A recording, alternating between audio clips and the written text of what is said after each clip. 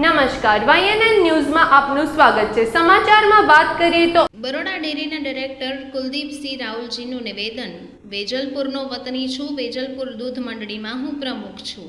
રાજપુર દૂધ મંડળીમાં મારા નામની પાવતી ખોટી હોઈ શકે। બેંકમાં મારા નામની એન્ટ્રી બતાવો, પુરાવો બતાવો તો ખબર પડે। રાજપુર દૂધ મંડળીમાં હું સભ્ય નથી કે મારું દૂધ પણ ભરાતું નથી। તાલુકા પંચાયતના સદસ્ય એમના ફંટરિયા છે। બરોડા ડેરીની ચૂંટણી હોવાના કારણે મારી સામે ખોટી ફરિયાદ થઈ છે। ડિસેમ્બર 2025માં બરોડા ડેરીની ચૂંટણી આવી રહી છે। સાવલી ડેસર ઝોનના દૂધ મંડળીઓ મારા નામનો ઠરાવ કરે છે। એમને દબાવવા માટે ખોટી અરજી કરાવી। ખોટું ષડયંત્ર કરનાર ફાવવાના નથી। છેલ્લા 15 વર્ષોથી હું બરોડા ડેરીનું ડિરેક્ટર છું। દૂધ મંડળીના પ્રમુખ મંત્રીને ખોટી રીતે હેરાન કરશે તો હું એમની સાથે ઊભો છું। કુલદીપસિંહ હંમેશા અડીખમ ઊભો છે। ધારાસભ્યના મળતિયાઓ દૂધ મંડળીના પ્રમુખ મંત્રીઓને હેરાન કરે છે વગેરે બાબતોને લઈને નિવેદન આપ્યું। આ અમારે બેન બનાવ્યું કે અમારે ત્યાં બી ઘણા લોકોને દબાવતા હતા, એવી રીતે મને પણ દબાવવામાં આવતો હતો। એક બે જગ્યાએ જિલ્લા તાલુકા પંચાયત ચૂંટણીમાં મેં ભલામણ કરી હતી કે આ વ્યક્તિને ટિકિટ આપો, પણ છતાં પણ જાણી જોઈને કાપવામાં આવી। એટલે અમને બી મન દુઃખ થયું કે ભાઈ એક તરફી કરે છે, દબાવવાની વાત કરે છે। કોઈ સારો વ્યક્તિ, હોશિયાર વ્યક્તિ, વગ ધરાવતો વ્યક્તિ એવો કોઈ વ્યક્તિ પ્રતિનિધિત્વ કરે અને મારી સામે ભવિષ્યમાં વિધાનસભા લડે, એ રીતે દબાવવાનું કામ છેલ્લા 5 વર્ષથી થઈ રહ્યું છે। તમે હવે ભાજપમાં છો ને? હા, તમે ભાજપમાં છો, ધારાસભ્ય ભાજપના છે, તેમ છતાં તમે અંદર ધારાસભ્યને શું વાંધો છે? આ લડાઈ હું ભાજપમાં છું। ભાજપના પ્રદેશ પ્રમુખ CR પાટીલના હસ્તે હું ગાંધીનગર જઈ અને ખેસ પહેરીને ફરીથી ભારતીય જનતા પાર્ટીમાં કાર્યકર તરીકે કામ કરતો આવ્યો છું। આ લડાઈ ભાજપ વિરુદ્ધ નથી, ભાજપમાં આજે પણ એક કાર્યકર તરીકે કામ કરતો આવ્યો છું। પણ છેલ્લા જ્યારથી આ ઠરાવ ઉઘરાવવાનું કામ ચાલુ થયું છે, છેલ્લા 5 તારીખથી, તો છેલ્લા 10 થી 15 દિવસમાં એટલી બધી કમ્પ્લેન મળી રહી છે કે પ્રમુખ મંત્રીને ધમકાવે છે, ખોટી ખોટી ફરિયાદો કરે છે। આજે મારી સામે બી ફરિયાદ કરી તો હું નહીં બોલું તો મારા પ્રમુખ મંત્રીને એવું છે કુલદીપસિંહ કેમ નથી બોલતા। હું એમના વડે એમના પ્રતિનિધિત્વ કરવા કરું છું, ત્યારે મારે એમની પડખે ઊભું રહેવું પણ અડીખમ રહીશ। આ લડાઈ મારી ધારાસભ્યને જો એમને બોલવામાં મારા માટે પાર્ટી ના નડતી તો મને શું કામ નડે?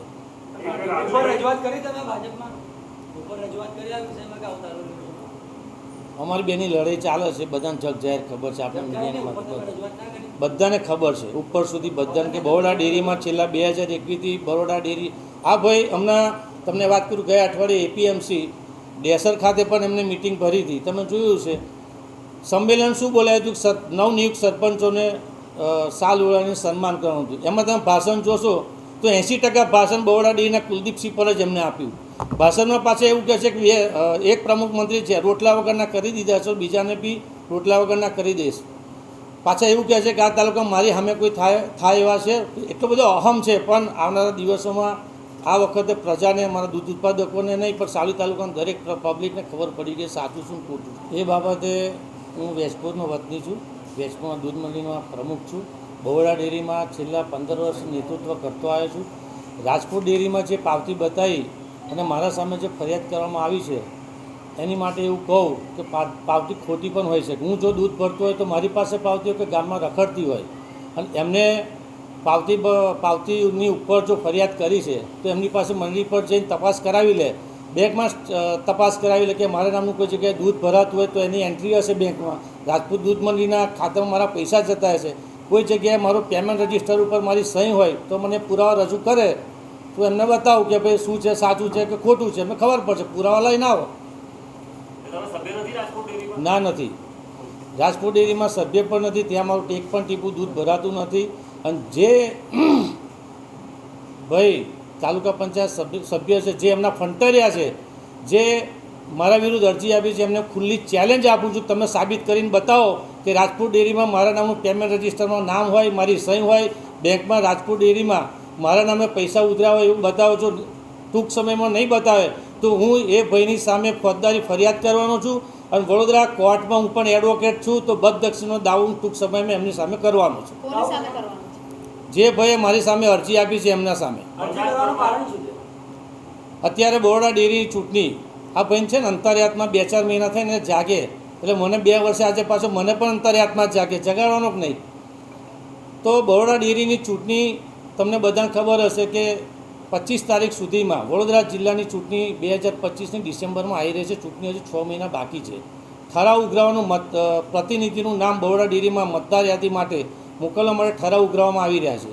ત્યારે બરોડા ડેરીના મારા સાવલી 63 ઝોનના દૂધ મંડળીના પ્રમુખ મંત્રીએ 80% લોકો ઠરાવ મારા તરફી કરી અને બરોડા ડેરીમાં મોકલી રહ્યા છે. ત્યારે એન પ્રકારે દૂધ મંડળીના પ્રમુખ મંત્રીને દબાવવામાં આવે છે. એન પ્રકારની ખોટી અરજીઓ કરવામાં આવે છે. પોલીસનો ઉપયોગ કરી અને કેવી રીતે દૂધ મંડળીના પ્રમુખ મંત્રીને દબાવી અને મારો ઠરાવ ફેરવાવો, પણ એમાં એ ફાવવાનો નથી. હું છેલ્લા 15 વર્ષથી બરોડા ડેરીના ડિરેક્ટર તરીકે ચૂંટાતો આવ્યો છું. પશુપાલનનો પણ ધંધો કરું છું. પશુપાલકોનું કાયમ હિત કરતો આવ્યો છું. બરોડા મારા ઝોનના દૂધ મંડળીના પ્રમુખ મંત્રી એટલે મારા ભગવાન છે. 15 વર્ષથી મારી પર વિશ્વાસ મૂકીને 4 ટર્મ સુધી બરોડા ડેરીના પ્રતિનિધિત્વ કરવા મોકલ્યો છે. 15 વર્ષમાં એક પણ જગ્યાએ મારો કાળી ટીલી હોય કોઈ જગ્યાએ મારો ભ્રષ્ટાચાર કર્યો તો એક દાખલો બતાવે. અને બીજી એક વાત આપણે મીડિયાના માધ્યમથી જણાવી દઉં છું કે મારા દૂધ મંડળીના પ્રમુખ મંત્રી કે મારા સભાસદને ખોટી રીતે હેરાન કરશે તો કુલદીપસિંહ એમની સામે અડીખમ ઊભો છે.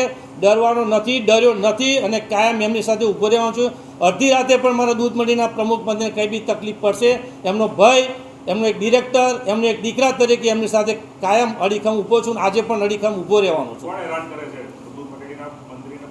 દૂધ મંડળીના પ્રમુખ મંત્રીને હું આજે ખુલાસીને જ કહી દઉં કે ધારાસભ્યના મળતિયાઓ એન પ્રકારે દૂધ મંડળીના પ્રમુખ મંત્રીને ફોન કરાવેલો, ભાઈ સાથે વાત કરો, મારા તરફે ઠરાવ કર્યો કે નહીં, એવી દાદાગીરી દબાવવાનો. પોલીસ ફરી એમના ફંટારી આવ્યું કે તારી અમે એફઆઈઆર ફાઈલ પર તું ફાડી તો બતાવ. તમે ઠરાવ ના આપી એની માટે તમે પોલીસનું દમનગીરી કરવા, પોલીસનો દુરુપયોગ કરો અને ધાક ધમકી આપીને તમે ઠરાવ બદલાવી રહ્યા છો. પણ 2025ની ડેરીની ડિરેક્ટરની ચૂંટણીમાં ગઈ વખત 75 મત આવ્યા હતા. આજે છાતી ઠોકીને કહું છું કે મારા દૂધ મંડળીના પ્રમુખ મંત્રી પર એટલો ભરોસો અને વિશ્વાસ મેં પેદા કર્યો છે કે આ વખત 75 નહીં પણ 76 મત સાથે જીતીને બહાર નીકળવાનો છું. Subscribe now and press the bell icon. Never miss an update.